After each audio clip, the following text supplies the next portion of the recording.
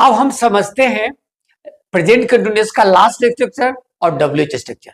यानी WH structure इसको इसलिए कहते हैं क्योंकि इस स्ट्रक्चर्स में जितने भी सेंटेंस चालू होंगे वो डब्ल्यूएच फैमिली का ही होगा। तो पहले डब्ल्यूएच स्ट्रक्चर्स क्या है, पहले हम इसको समझते हैं। ये डब्ल्यूएच स्ट्रक्चर तो है, लेकिन किसका है? प्रेजेंट कंटिन्यूअस का है। ये हमें याद रखना होगा, प्रेजेंट कंटिन्यूअस। ये इसका डब्ल्यूएच स्ट्रक्चर है। इसको डब्ल्यूएच टाइप स्ट्रक्चर भी कहते हैं। इसके लिए आपको क्या करना है, सबसे पहले आपको ये समझना है कि पहले होगा डब्ल्यूएच वर्ड, जो भी हो, व्हाई, हाउ, वेयर, व्हेन। इसके बाद ईजेएमआर, लेकिन ईजेएमआर किसके अकॉर्डिंग? यहां जो सब्जेक्ट होगा उसके अकॉर्डिंग लगेगा। बहुत सारे स्टूडेंट क्या करते हैं, डब्ल्यूएच वर्ड के अकॉर्डिंग ईजेएमआर को लगाने की कोशिश करते हैं। तो आपको पता होना चाहिए डब्ल्यूएच वर्ड तो सिर्फ क्वेश्चन बनाने के लिए होता है। ये सिंगुलर होता है कि प्लूरल होता है, दुनिया का कोई भी आदमी नहीं जानता और नहीं किसी बुक में लिखा हुआ है। तो इस कंसेप्ट को आप दूर करेंगे कि कभी भी वर्ब सब्जेक्ट के अकॉर्डिंग लगता है, न कि डब्ल्यूएच वर्ड के अकॉर्डिंग।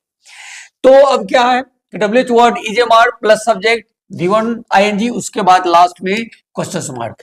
तो पहला जो एग्जांपल है कि तुम क्यों सो रहे हो, तो क्यों का इंग्लिश क्या होता है? वाई। आपको दिमाग में रहना चाहिए, तुम क्यों सो रहे हो, तो डेफिनेटली सेंटेंस कहां से चालू होगा? वाई से। तो इसका इंग्लिश होगा आर यू। क्यों? क्योंकि यू के साथ क्या लगेगा? पुलर वर्ब आर लगाना है। तो why are you sleeping? Very easily आप इसको इंग्लिश में कन्वर्ट कर पाएंगे। Why are you sleeping? तुम क्यों सो रहे हो?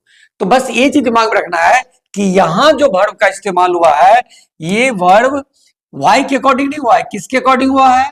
ये यू के अकॉर्डिंग यहां पर आर लगा है। दूसरा है वह कहां जा रहा है, तो कहां का इंग्लिश क्या होगा? वेयर। और वह है, वह के साथ क्या हम लगाएंगे? इज। तो क्या हो जाएगा? Where is he. क्यों? क्योंकि वह कहां जा रहा है, तो definitely just we are talking about a boy, तो स्वाभाविक है कि ही लगेगा, सी यहां नहीं लगा सकते। तो where is he going.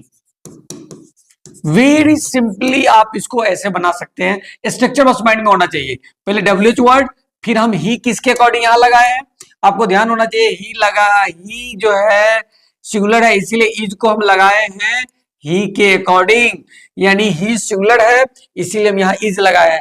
Where के अकॉर्डिंग इज ने लगा है, किसके अकॉर्डिंग लगा है? यानी कभी भी सेंटेंस में वर्ब जो है उस सब्जेक्ट के नंबर ऑफ पर्संस के हिसाब से होता है, न कि डब्ल्यूएच टाइप या किसी दूसरे वर्ड के हिसाब से। इस चीज को दिमाग में रखना है। वेयर इज ही गोइंग, वह कहां जा रहा है।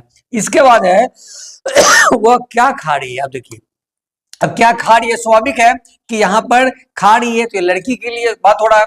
तो हम क्या लिखेंगे कि व्हाट इज सी। फिर इज क्यों हुआ, आपको ये पता होना चाहिए कि सी है सिंगुलर, इसीलिए हम इज लगाएंगे। व्हाट इज सी, और क्या लिखेंगे? खा रही है, तो ईटिंग। अगर मान लीजिए इसे और ऑब्जेक्ट कॉम्प्लीमेंट लगा के आप सेंटेंस बनाना चाहते तो आप ये भी बना सकते थे, what is she eating in the room, what is she eating on the chair. जो भी आपको मतलब कि यूज करना है, आप इस तरह से और भी एक ऑब्जेक्ट कॉम्प्लीमेंट लगा करके ये लॉन्ग सेंटेंस बना सकते हैं। इसका कुछ और एग्जांपल अब हम देखते हैं कि वह क्यों हंस रही है। वह क्यों हंस रही है, वह क्यों हंस रही है। इसका इंग्लिश क्या हो जाएगा? Very simple. एक्चुअली क्यों हंस रही है, वाई से चालू होगा। Why is she laughing. मुझे लगता है अब आपको इस तरह का सेंटेंस कन्वर्ट करने में कोई भी दिक्कत नहीं आनी चाहिए।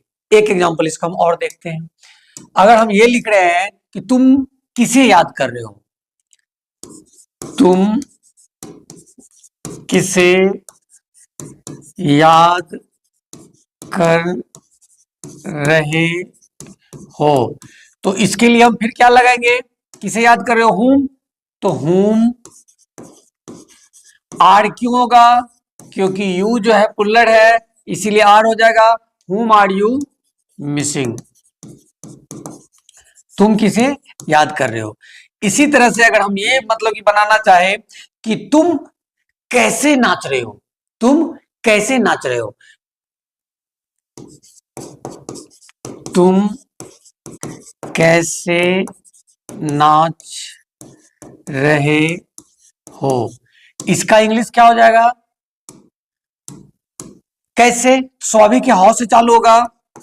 हाउ आर यू डांसिंग, यानी इसका मतलब है कि कोई उसे कह रहा है कि तुम कैसे नाच रहे हो। तो इस तरह से जितने भी डब्ल्यूएच वर्ड है, चाहे व्हेन से बनाना हो, विच से बनाना हो, वेयर से बनाना हो, हुम से बनाना हो, अब जितने भी वर्ड्स है बस आपको स्ट्रक्चर के अकॉर्डिंग उसे सेट करना है। उसके बाद आपको हेल्पिंग वर्ब लगाना है सब्जेक्ट के अकॉर्डिंग। सब्जेक्ट पुल्लर होगा तो वर्ब पुल्लर होगा, और सब्जेक्ट सिंगुलर होगा तो वर्ब सिंगुलर होगा। तो इस तरह से स्ट्रक्चर को समझ कर करके अगर आप इंग्लिश में कन्वर्ट करेंगे तो आप ग्रामेटिकल कंसेप्ट भी अच्छा कर पाएंगे और आपका इंग्लिश स्पीकिंग भी इफेक्टिव होगा, जो औरों से डिफरेंट होगा।